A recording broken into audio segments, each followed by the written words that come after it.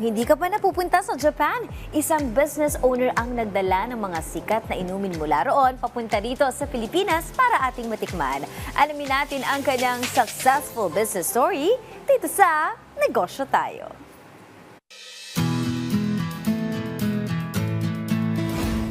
Hi, Miss Jeline. Hello. Miss Jeline, when did you start and how did you conceptualize this milk tea business? This business is coffee with tapioca.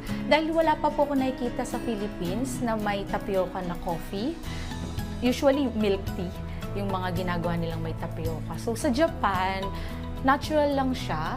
Kaya sabi ko, dali natin dito sa Philippines. So tell us more about the drinks.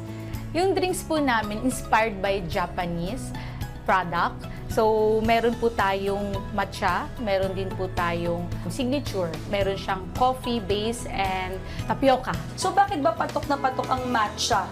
Yes, dahil yung matcha po is pambansang drinks ng Japan, pambansang tea ng Japan. So, ito po yung parang pwede rin siya sa health. Then, okay din po siya sa panglasa siyempre ng tao. Kaya po siya naging sikat.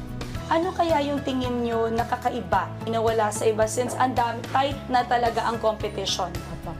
Siguro yung pagiging iba namin is sa signature po namin na may coffee base na tapioca but may lasang Japan.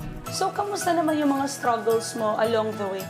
Siyempre, bago lang po kami sa place, kaya ang pinakamahirap po magpakilala sa mga tao kung ano po yung brand namin, kung ano po yung mga nilalabas naming drinks. Yun po yung pinakamahirap actually. Sa mga kanegosyo natin who would like to enter milk tea business, how much capital ang kailangan nila to be able to start up?